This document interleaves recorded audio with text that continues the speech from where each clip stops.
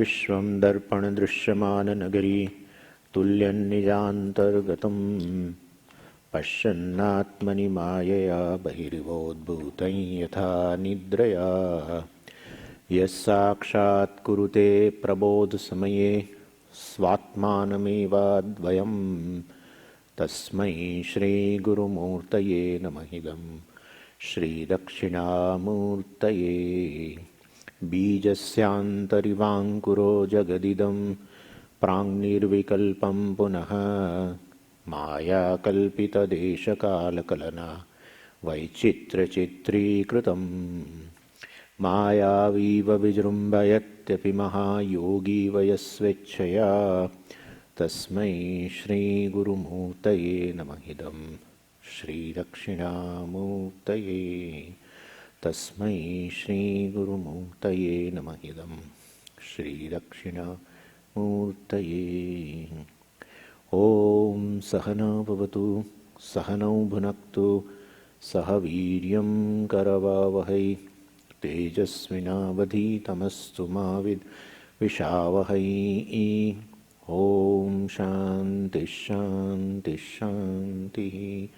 सदाशिवसमारम्भां शङ्कराचार्यमध्यमाम् अस्मदाचार्यपर्यन्तां वन्दे गुरुपरम्पराम्।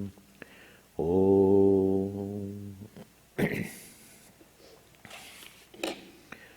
साधनचतुष्टयं किम् नित्यानित्यवस्तु विवेकः इहामुत्रार्थफलभोगविरागः।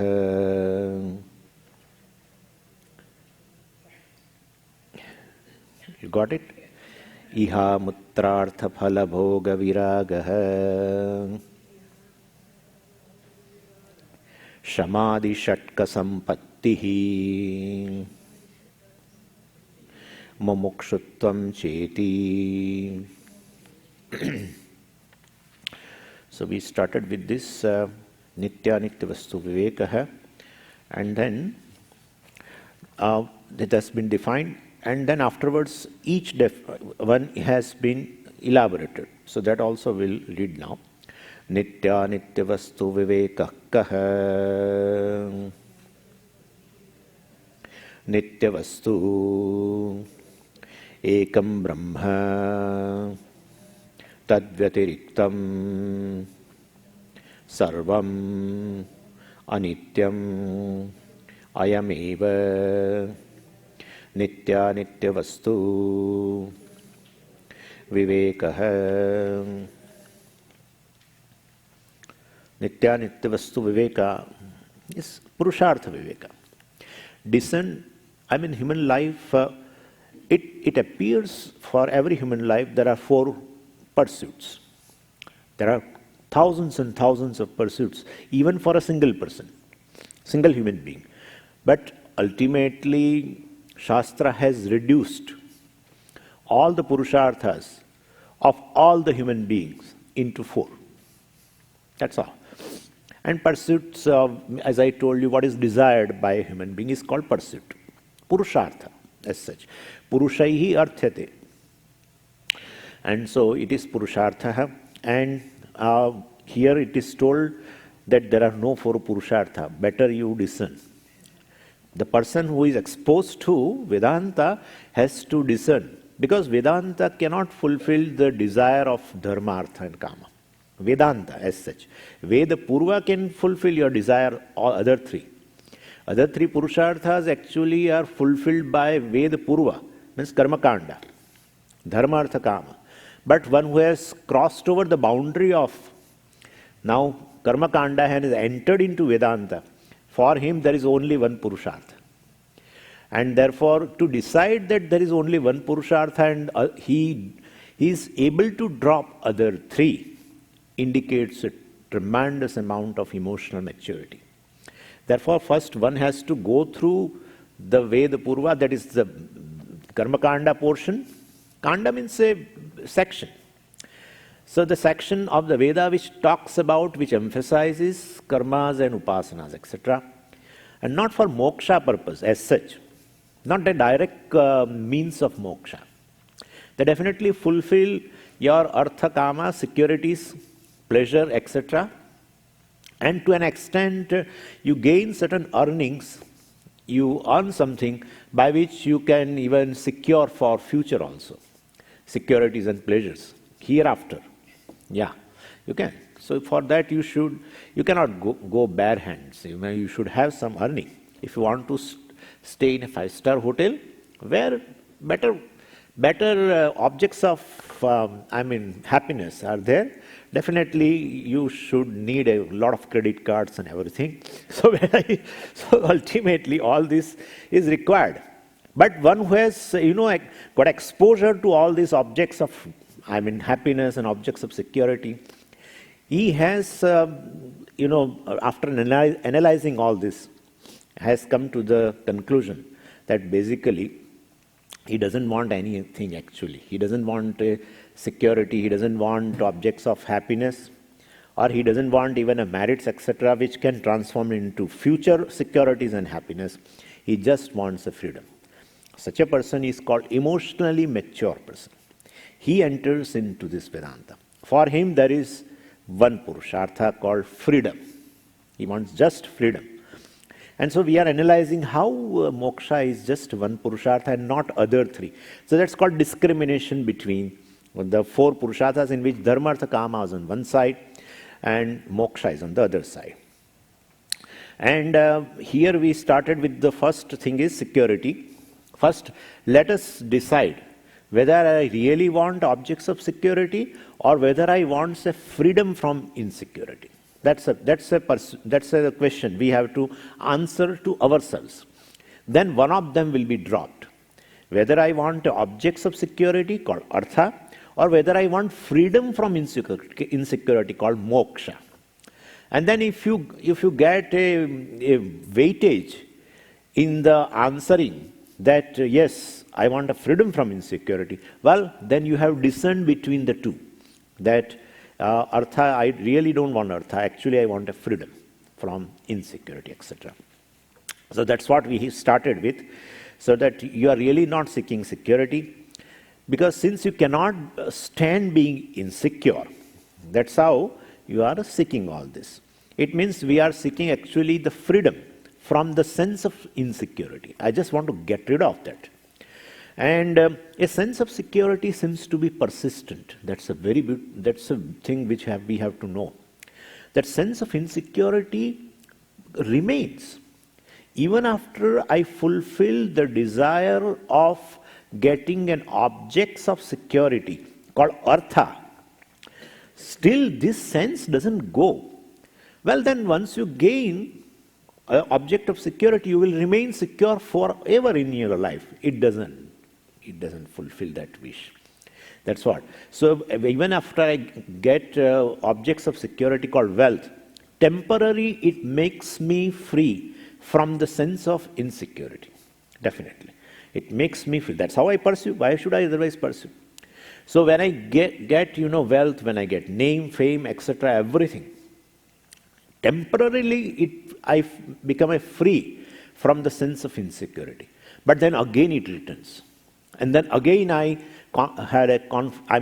strive for getting more securities so that I can become free from the sense of insecurity.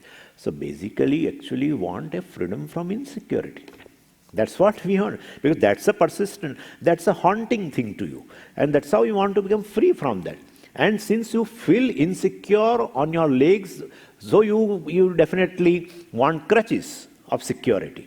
That's what we are saying. And therefore, because they are just crutches, and the crutches will be there not forever. One day you will have to drop. In fact, you want to drop. And if you don't want to drop, doctor will tell you to drop it.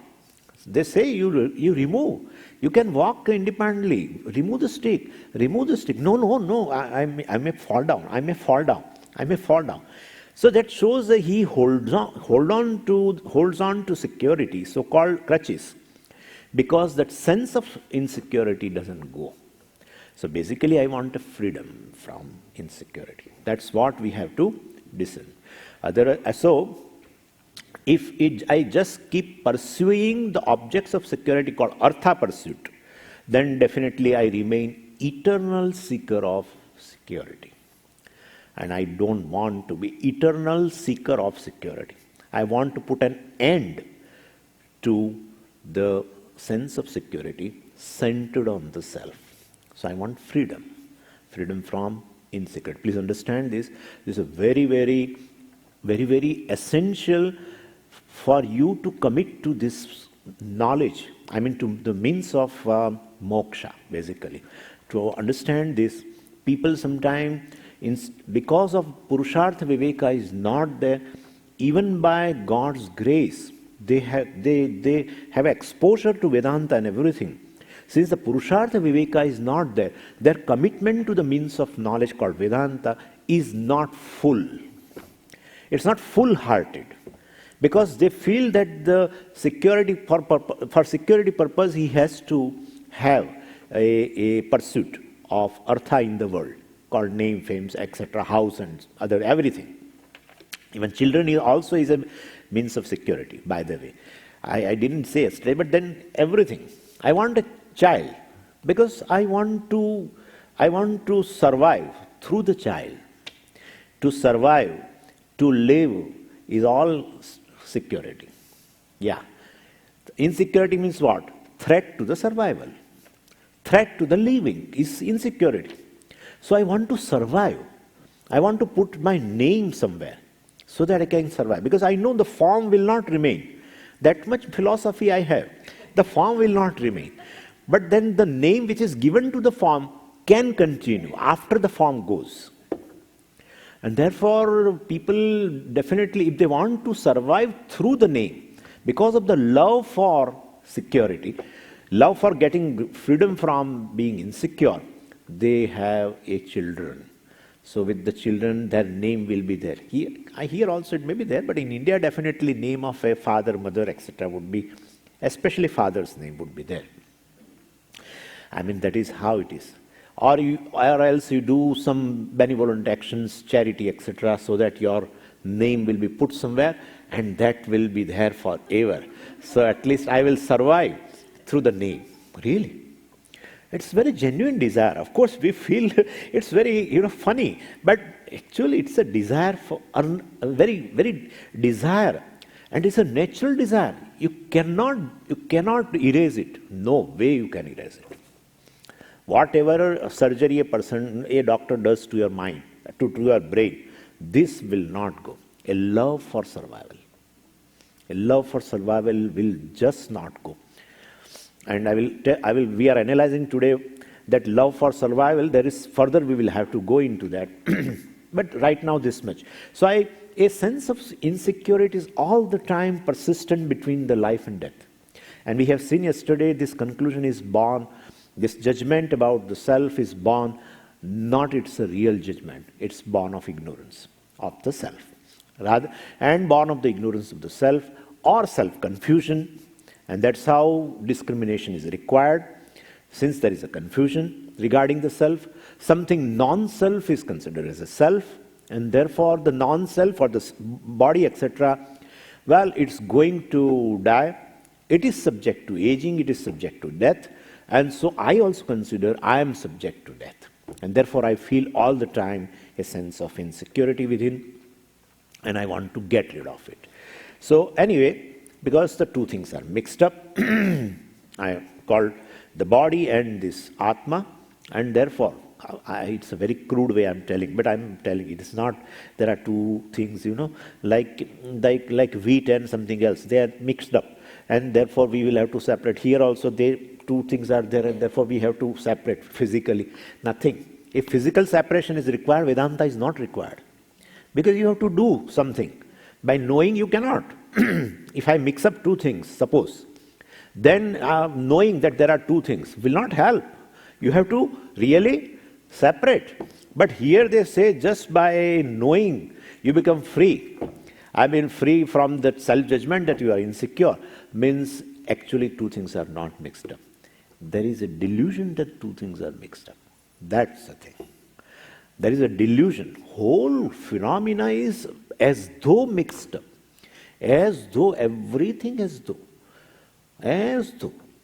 This self, which the confused self is as though really not confused. That's a big, big grace. Really, it's a big grace. That's how Swamiji used to tell that, you sit on a lazy boy chair and take a cup of coffee and just do something separation here, and that's all. You need not get a forever, but need not get a forever means you can enjoy throughout the life without doing anything. I'm of such kind of a person who doesn't like to do anything.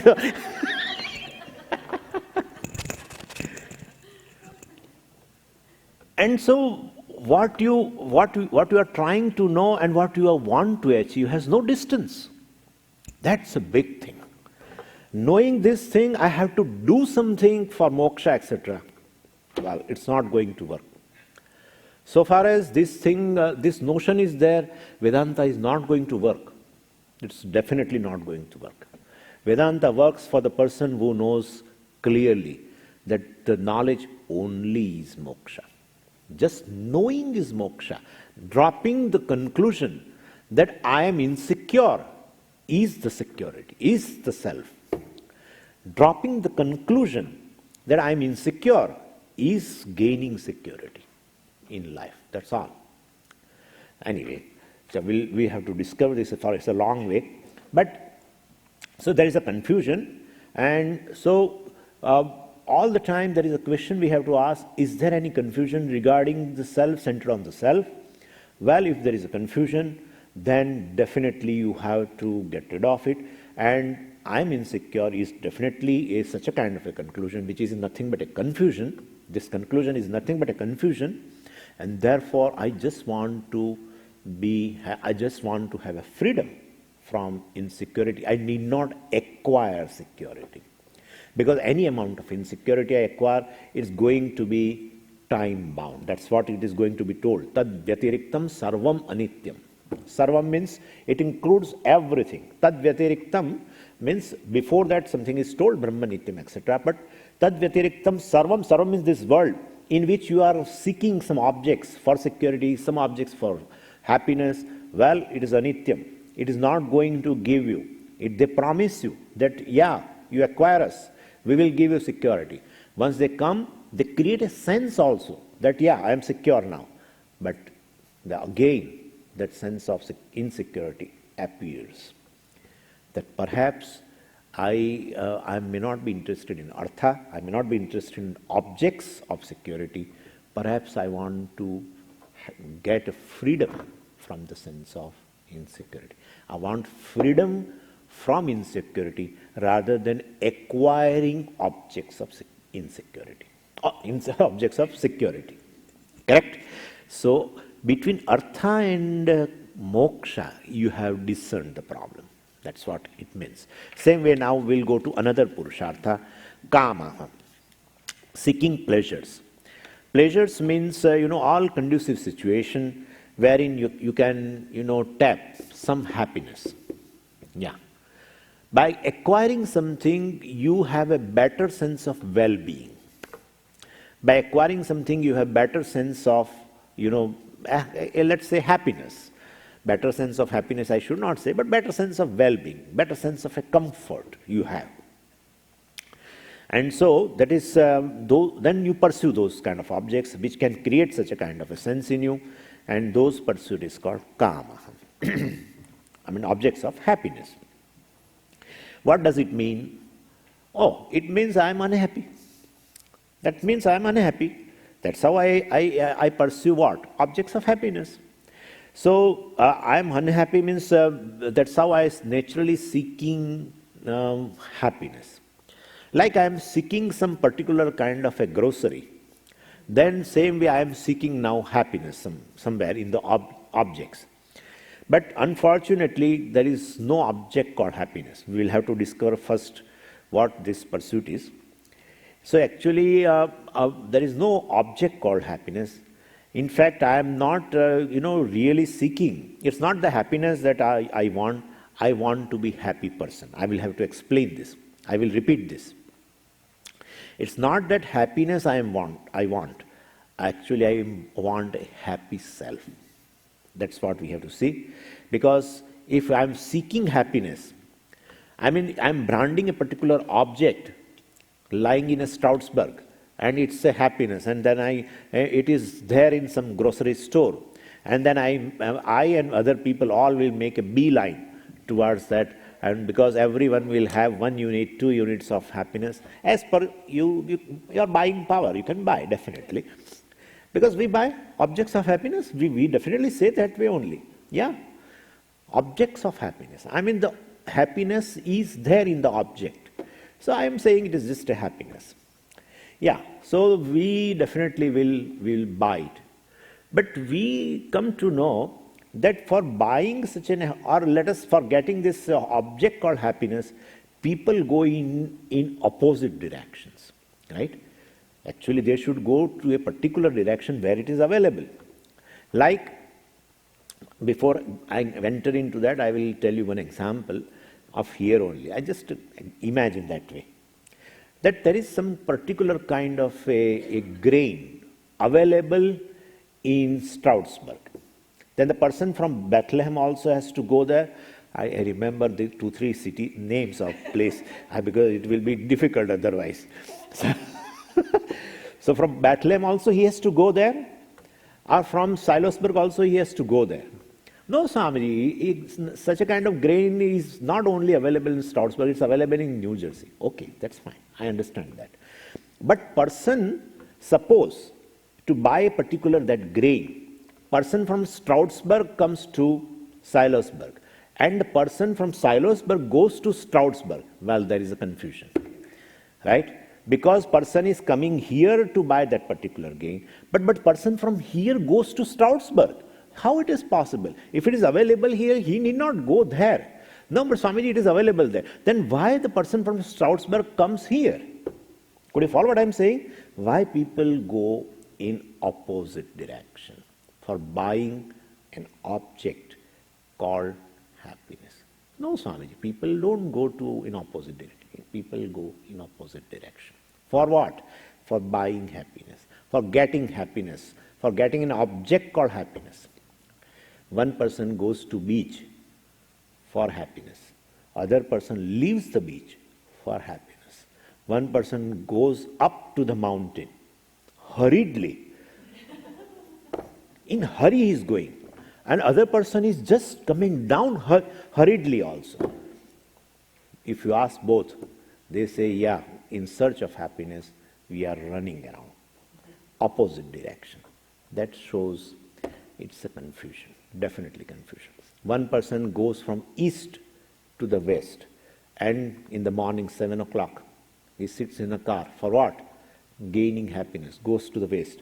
This other person from the west, in the morning 7 o'clock, sits in the car, goes to the east. Arey, don't go to east. The person is coming from that side only to gain happiness in this direction. So it is here in your direction. No. If you go to any street, you will find the traffic is on all the directions. And everyone has a single motto, want to gain object called happiness. Oh, Swamiji, that is not correct. Yeah, that's what I'm saying.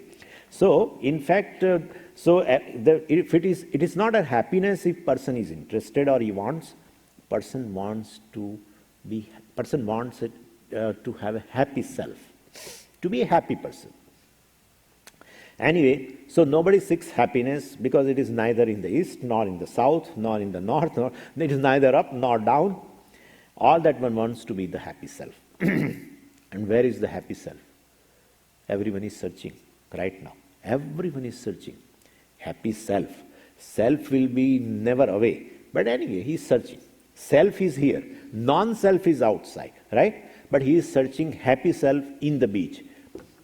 He is searching happy self on the top of the mountain. He is searching happy self in caves. Anywhere. One is searching happy self in the space. Other is searching happy self in the bottom of the sea. Sir, happy self. You are saying you are in search of happy self. Then self cannot be away from you. What is away from you is what? Non-self. No, but something is there. I think that the happy self is away from me, and it may be in the places. It may be away from me. Well, anyway, so all the time one is seeking. See how, what a, the whole pursuits are so, no, we should not say foolish, but they are. If you analyze in light of Vedanta through the teachers, you find it is all, it falls apart. Really speaking, it falls apart. So all the time one is seeking a happy self. Now when you are seeking happy self, what kind of a self you have right now? Oh, simple, Swamiji, unhappy self. I would not say that. I would not say. Because that is not the experience of a person. It's not that you are all the time unhappy. It's not so. Right now, let's say, right now. You can't say that I am unhappy right now. If person 24/7, multiply 365 and multiply 60 years, unhappy self, one would commit suicide, But we would like to put it a little differently. Not that one experiences oneself unhappy self as unhappy self all the time, but I am not happy self, that kind of a thing persists. All is not well with me persists. Positively, unhappiness is not experienced all the time. Please understand this. But I am not happy totally. All is not well with me. I am not totally comfortable. That sense continues, in which sometime positively you become unhappy also. That's what I want to convey. So, all the time you are not unhappy as such, but all is not well with me. I am not totally comfortable, except those moments of experience, and the moments of experience in which in the waking state you have got a certain moments of joy, or in the deep sleep state you are totally comfortable. Except then that, except those moments, certain moments of waking state and the experience of a deep sleep state, all the time that sense continues that all is not well with me. That is, I am not happy self, that notion continues. And that is how, in search of happy self, definitely I move around. Since I am uncomfortable with myself, since I am not, all is not well with me, that kind of a sense I have centered on the self, I continue in search of a comfortable self or happy self. And what happens? Then you desire certain objects which can make you happy. A happy self arises in you. So you get a desired object and you become happy self also. That's the experience. That's how a pursuit of kama is there. Pursuit of happiness, objects of happiness are there, and they create in you a sense of happy self momentarily. Momentarily it definitely creates. And again that I am unhappy, I am not happy self continues. Right? It's happening. This is how it continues. And then again you seek some other objects which can create a sense in you that I am happy self. Then again this sense appears again. What? I am not happy self. Again it continues. Therefore, you are seeking the objects of happiness, really not seeking for the sake of objects. You want to have a freedom from not happy self. You want to have a freedom from not happy self, in which unhappy self also you should add. You want to have a freedom from unhappy self. So here also between kama and moksha, definitely you are interested in moksha, freedom from a sense. I am saying a sense, but let us drop even that. Freedom from unhappy self plus freedom from not happy self. Let's say that way. So you will be accounted for. Because not happy self, not happy self, but it is there all the time. One is not comfortable. Then you, no Swamiji, but I don't feel so. Just compare a moment of joy and a right now, then you will find immediately. Not that I am positively unhappy, but there is some sense that I'm not so comfortable as I was comfortable in the moment of joy. That's how it has become a norm. Please remember this, what I told in the first class. It has become a norm or a standard for you. With respect to that, right now, if you compare yourself, you definitely find, yeah, such a moment of joy or a comfort level is not there with me right now. When I get some object, again that comfort level arises to that standard, and then it goes off, and then again you become like that, and then again you seek some object, that's called kama pursuit. You seek some object of happiness, again you find happy self, again you come down to the sense of not happy self, and then again you seek, means I want basically freedom from not happy self plus unhappy self, including all. Okay? So this is how I want. And that's how between kama and moksha also, really speaking, I want moksha, freedom from not happy self. And that's a self-judgment. I am not happy with myself, I am uncomfortable with myself, I am dissatisfied with myself. That sense which is persistently there throughout the life, I want to get rid of. I want freedom from that. Well, then moksha is a pursuit. So between artha and kama also, moksha is a pursuit. Between kama and moksha also, moksha is a pursuit. Could you follow? Now this is how basically we are saying this is, so there is not artha that you are seeking, not kama that you are seeking. What you think, you start with artha, kama and everything, and when you do this discriminative inquiry, you end up in one purushartha called moksha. You have decided that yes, I don't want actually artha and kama, I want to get rid of this particular judgment about myself. For that purpose, certain objects I take it as a crutches for security, certain other objects take them as a crutches for happiness, right? For security and happiness. But basically, centered on the self, I have a judgment about insecurity and not happy self I want to get rid of, actually. That's how between the two, between artha and this moksha, kama and moksha, actually I want moksha. So could you follow? You want moksha. You want freedom. Freedom from insecurity, freedom from not happy self. That's a thing which persists. You want to have it. Now third purushartha is still there, and we have talked very big things about it. Now that also has to be put into the basket of artha and kama. We have to do that. We will have to do. Third is a dharma. And I gave you meaning of dharma as dharma means a merits, punyam. And dharma means a purushartha. I told you it's a big, very big purushartha in which you really become mature, you become adult and all that, self-growth and, like physical growth, I told you that yesterday, weightlifting. Same way, if dharma makes you really grow, this is mental growth, in weightlifting, physical growth, but then ultimately it's a growth, and I'm interested in growth. Then you are going to drop it in a drop box? Yeah, we are going to put in a drop box of artha and kama. Yeah.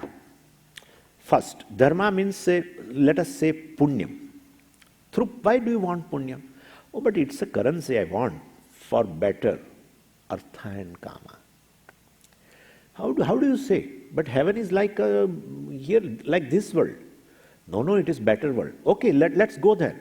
No. Let me wait and see. Because I don't know whether heaven is there or not. First thing. And even if it is there, what kind of heaven, I don't know. People sometimes narrate very beautiful things. And when you go there, there is nothing. Then I will lose this place also, and then I won't get there also. So I want to wait. But let's say now you are a Vaidika. You are committed to the Vedas, and what Veda says, you have a tremendous Shraddha, and so you believe.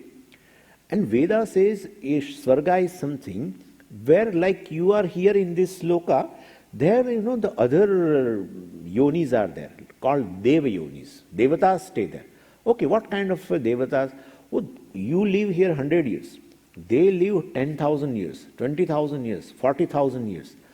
Oh, yeah. Then I want. These 100 years create insecurity, right? Small life. Then that one that is better. But that's also a limited, we should know. Because after you live there, because of your currency, you are put in a 5-star hotel, but you will have to come out. Once your credit cards are exhausted, you will have to come out. Then what? No, then I don't want. I want to live.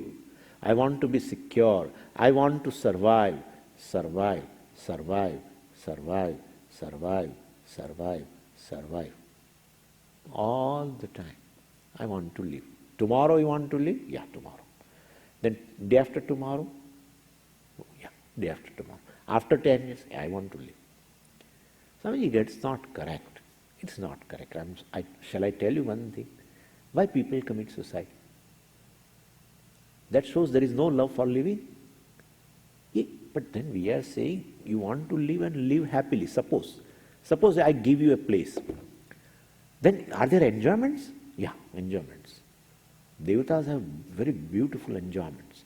So you can live long, and you can live long with happiness. You want? Yeah, I want. For that, what should I do? Earn merits? Earn some punyam? Oh, so dharma is a pursuit? Yeah, dharma is a pursuit. But then those enjoyments will remain forever for me? No. So long as your currency, you have what your earning is there, they will keep you. Once your cards are exhausted, you will be dropped here in a gulf where the temperature is 50 degrees centigrade. You will be dropped there. So you want basically artha and kama there. And why do you want? Because I have a sense of insecurity. I have a sense of not being happy self.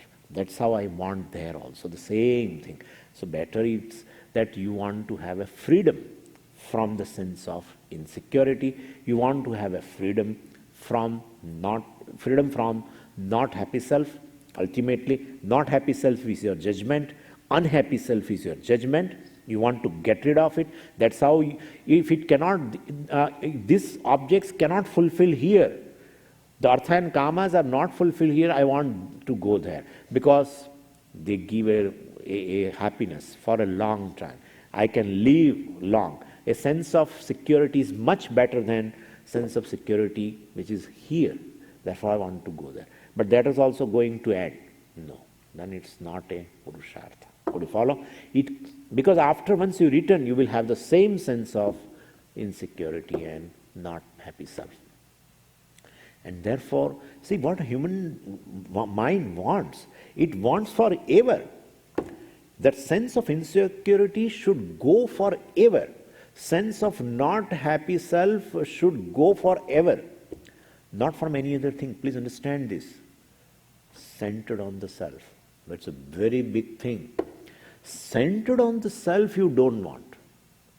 This is insecure, this is time bound, no problem. This will survive for 5 years, no problem. You are comfortable. You will utilize it in 5 years so much that it will, its life will end in 2.5 years. You will utilize it that way.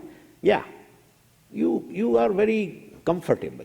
When everything else is dying, you don't have any problem. But you are dying. Oh no. Centered on the self, please understand this. It is going to convey a very big thing.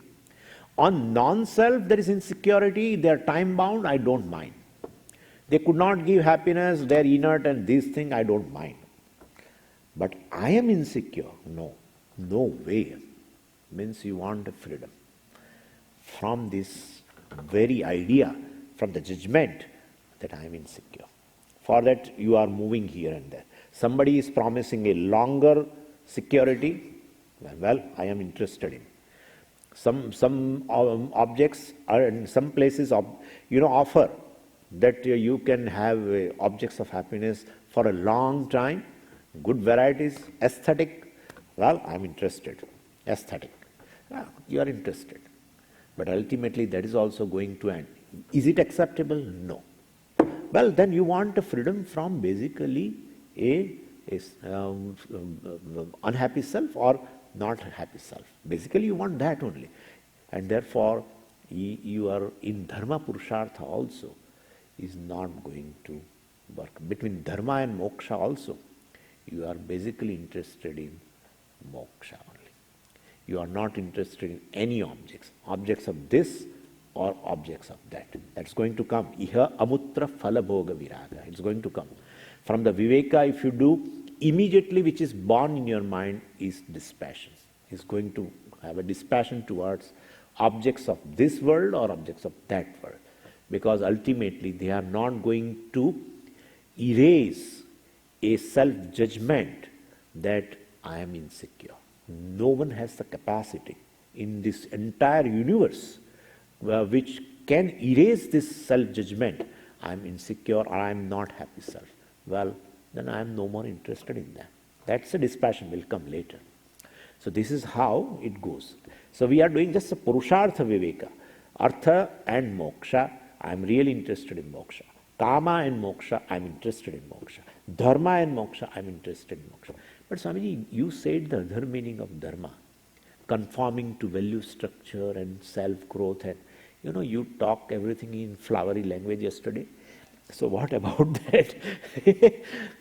I did not. But anyway, people may feel that conforming to universal value structure and creates a harmony within and self-acceptance and all that. And that's the adulthood of the mind and very beautiful, beautiful, all these things. Even after self-growth, you will not be free from the self-judgment that I am a limited being, I am a mortal being. Even after creating a harmony in your life, following a dharma, following to the universal value structure, that which makes your mind, which makes your mind adult, mature, in which there is no conflict.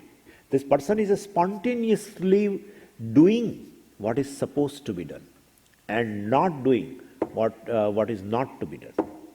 So generally, as I told you, this adult mind is, the characteristic of the adult mind is this: whether I like it or not, what I am supposed to do, I will do. That's adulthood. And I like what I do what I like. Whether I am not supposed to do, I don't care. That's a child. What I'm not supposed to do, I don't care. But if I like, I will do it. But you should not do. No, I will do. Well, then this is a childish mind. Yeah. But whether I like it or not, what I'm supposed to do, I will do. What I'm not supposed to do, I will not do. And that is called conformation to the structure, universal structure of right and wrong. What I'm supposed to do is the right thing. What I'm not supposed to do means it is a wrong thing. Well, I conform myself to that, not conform to my likes and dislikes, and conform to right and wrong, which is universally there. Well, it's the adulthood of the mind. It makes you grow. But where is the growth? Growth is something which is really painful. Growth is a painful thing, little. And when you start doing that way, from today, suppose you have a resolve, what I am supposed to do from today I will do. Getting up in the morning at 4 o'clock and see what happens tomorrow at 4 o'clock. Is there happiness? No. It's painful. Initially painful because conflicts between personal value structure of likes and dislikes and universal structure. There is a conflict. Kaurava and Pandava. That's how it is. Kaurava and Pandava. These are the Shatrus. Likes and dislikes are Shatrus, enemies. Dharma means Pandava. That is Mahabharata. Mahabharata starts at 4 o'clock in the morning. Kurukshetra is here. Dharma kshetre Kurukshetre. Kuru, Kuru, Kuru. That's how it has been explained. Really speaking, it has been explained that way. Kuru, Kuru. Kuru means, it's a Sanskrit word. It's a verb basically. Kuru means you do. Yeah. So Kurukshetra means Karma Kshetra. Yeah, and this is Karma Kshetra. Yeah, this is Karma Kshetra. Human life is only one where one can do karma. Other living beings are not doing any action actually. They are just cheshtas because they don't have a choice. Where there is a choice, there is a karma. Where there is a freedom to do, not to do otherwise, etc. Well, that's a freedom. And therefore, that's available, that facility is only in human life. And therefore, this is Kurukshetra. And well, it can become Dharmakshetra also. Yeah, right? You can conform to the universal value structure, and thereby you can grow, and ultimately you can gain even moksha also. It's just a penultimate step, very near, honestly. Dharma and moksha are very, very close, very close. In dharma also the result would be a self-acceptance. Really, you accept see, because what happens is when you conform to what is right and wrong, and since it is universally present, it is present here. You need not have to refer the books. What is to be done, what is not to be done, really you need not. You know very well all these things. And therefore, basically, when you conform to, you will have a better sense of yourself. Otherwise, in your own eyes, you fall down. And that's how I gave an example.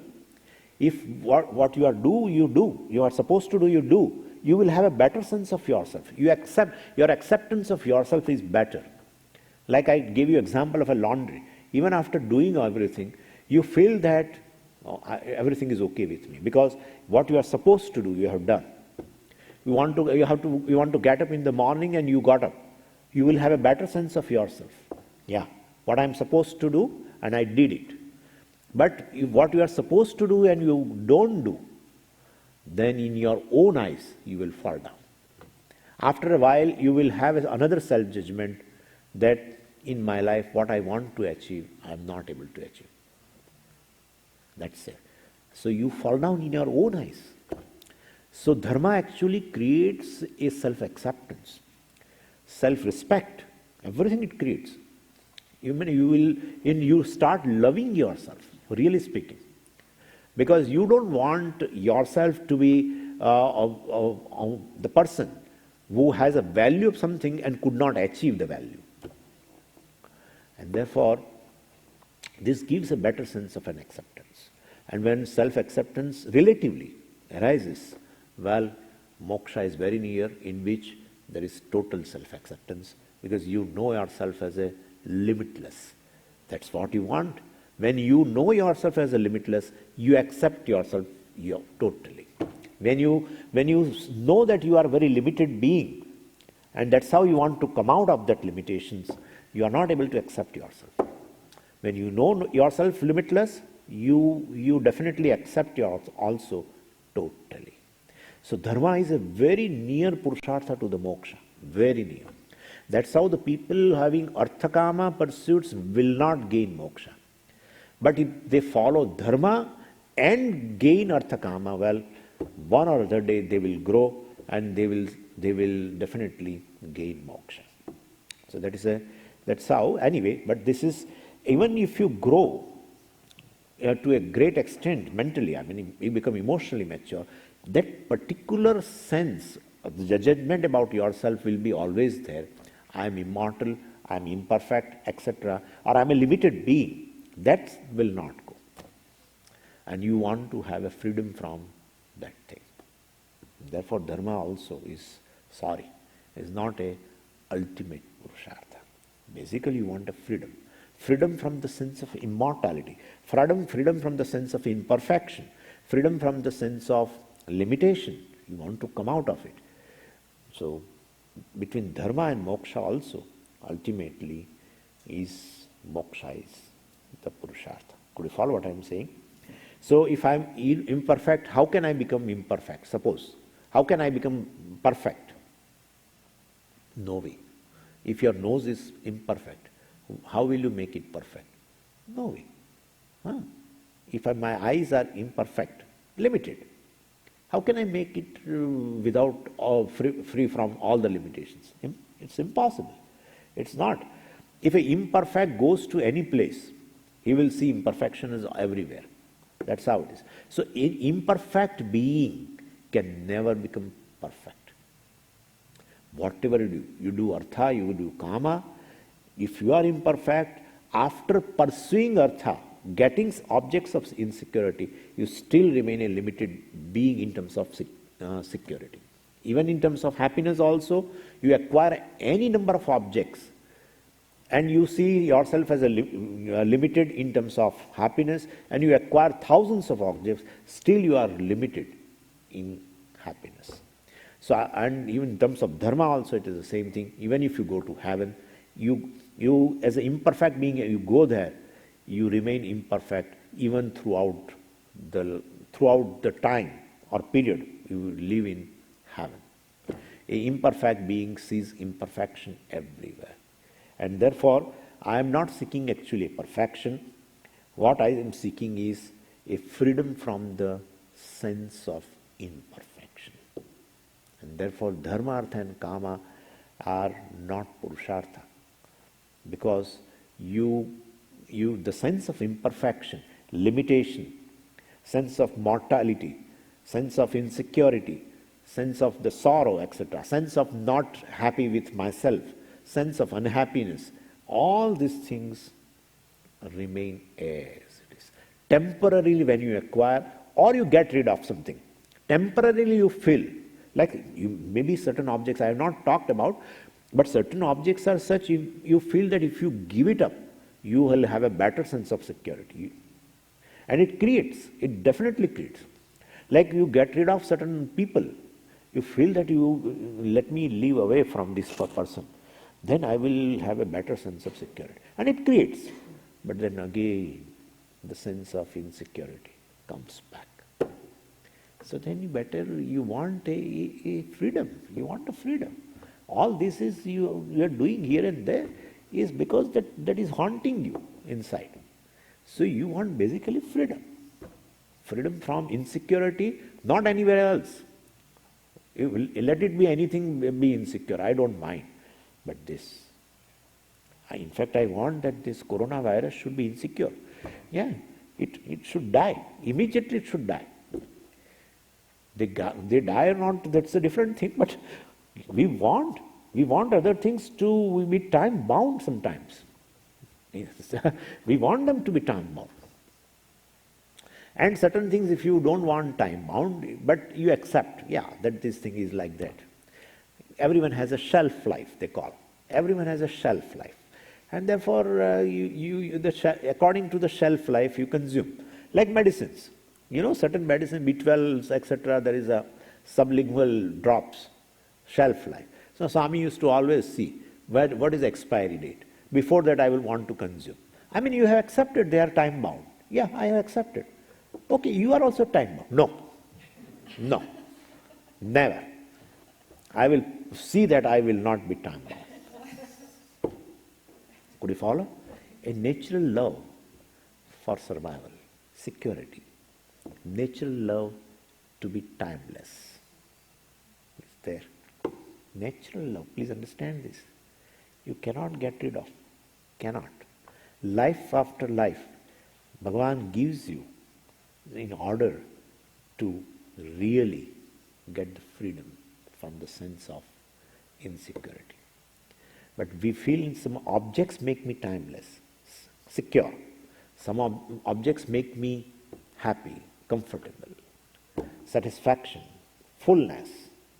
You feel so. They know, they don't.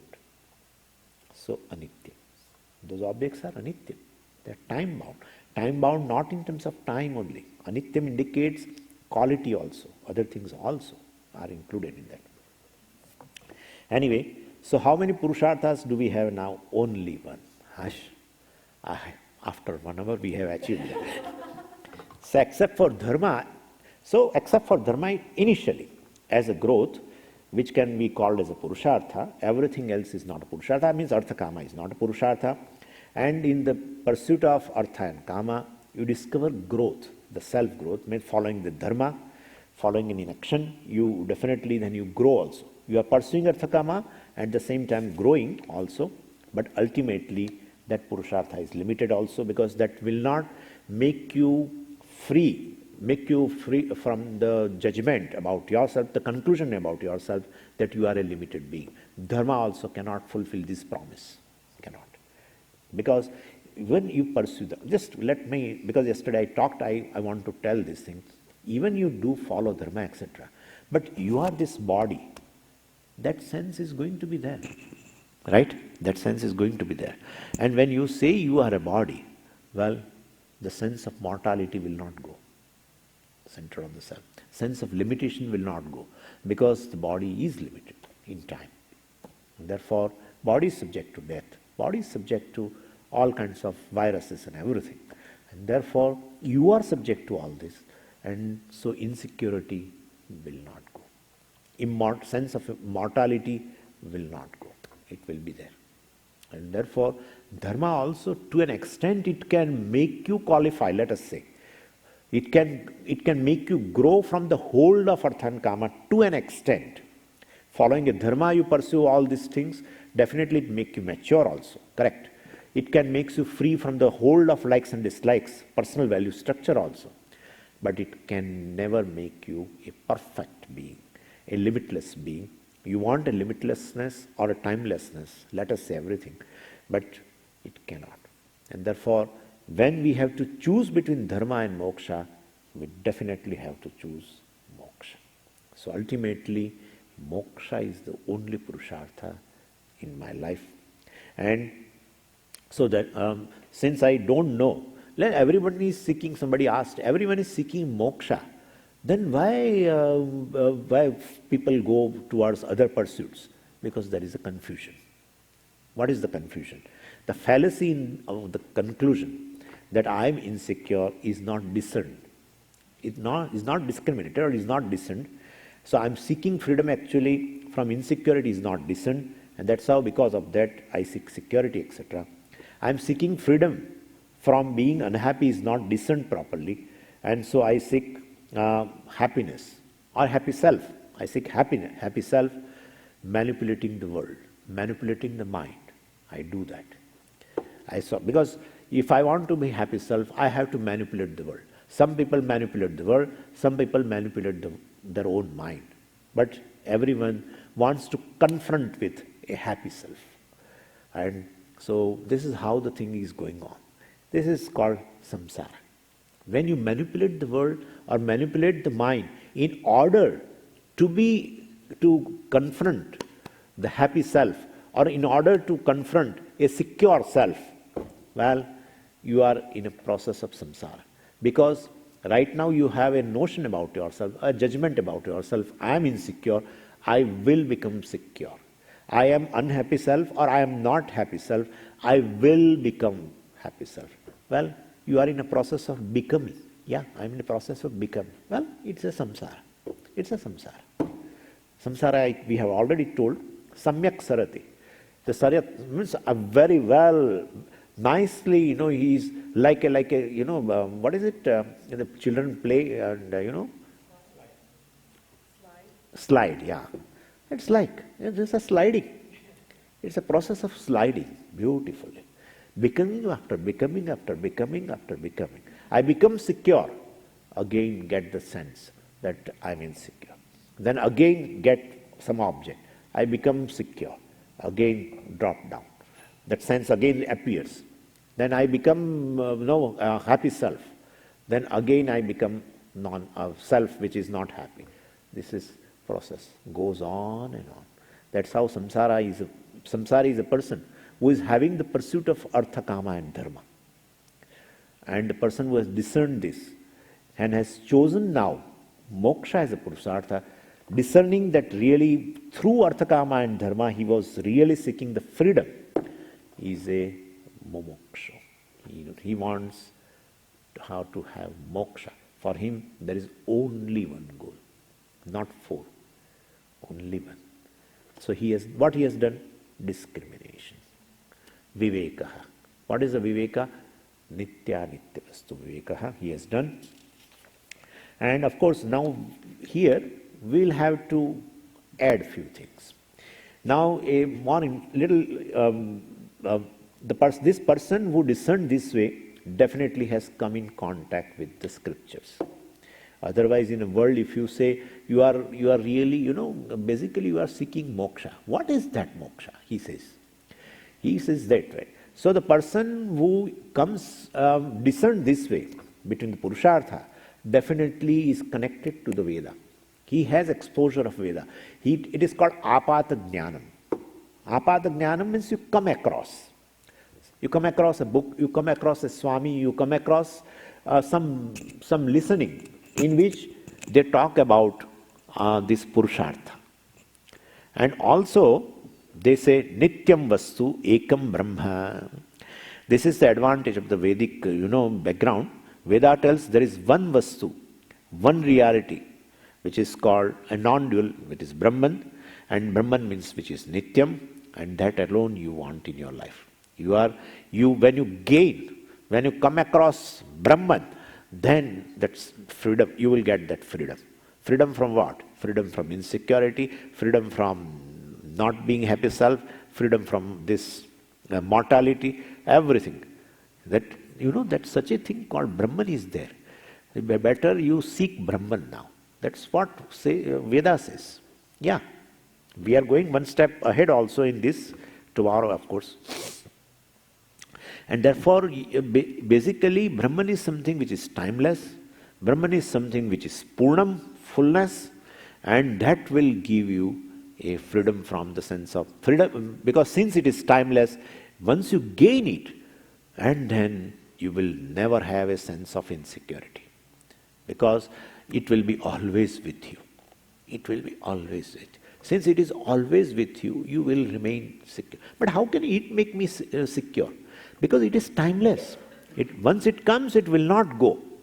Once it comes, it will not go. And being timeless, it will be always there. What is timeless? What is timeless? Which is always there. That's called timeless. Right? Am I making a sense? So what is timeless will never go. Never go. What is in time, which is time bound, comes and goes. What comes and goes is time bound. Something timeless means which will never go. And then what comes and goes, when it comes, you will have a sense of security. When it goes, you will have a sense of, again, insecurity. That's how happening. That's how happening. That's how some people are objects of security for us. Yeah. We feel they are there, I'll be secure. And it happens all the time. Sometimes you will not remain. Sometimes the person will not remain. Either you go, or he or she goes. One of them has to go. That's how in India they always discuss, married people. Who will go first? Who will go first? In India they discuss. Especially the retired people discuss this. We have lived a long life and so happy life we have. We are celebrating now 50 years of our marriage anniversary, but now one of them has to go. Who will go first? They say, sense of insecurity. Something comes, yeah, I have a sense of security. Something goes, well, then it is time bound. What comes and goes is a time bound. But if I am giving you something which is timeless, this doesn't make sense, don't worry, tomorrow it will make sense. So something timeless, itself timeless comes, it doesn't fit, but you make it fit somehow. Something timeless which I give you, well, and it will always be with you. Yeah, that will give me a sense of security. I get a freedom from the sense of insecurity forever. Forever. I'm in search of such object which will make me secure forever, or which will make me free from the sense of insecurity forever. I'm in search of that.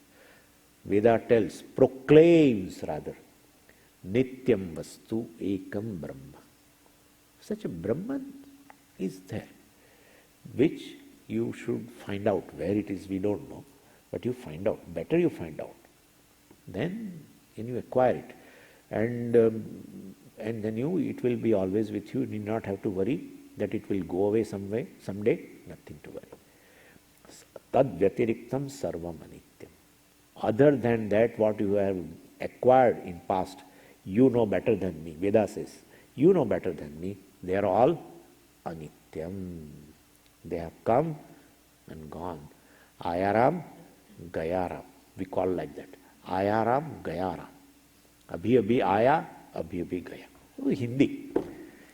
वो राम आया और गया, आया गया. Had come, gone. Had come, gone. This is how samsara is life. Something came, gone, gone, gone. And one day, I am gone. Oh, that's how. This is how it is. All samsara. A life of becoming, a life of this, a life of time-bound pursuits is a life of samsara. You want something timeless. You want something, one more thing. You want something which won't change. The promise is that I am timeless. Better you acquire me, and once it comes, and then say, sorry, I have to go. We promise to each other that we will be there forever, but then I'm sorry.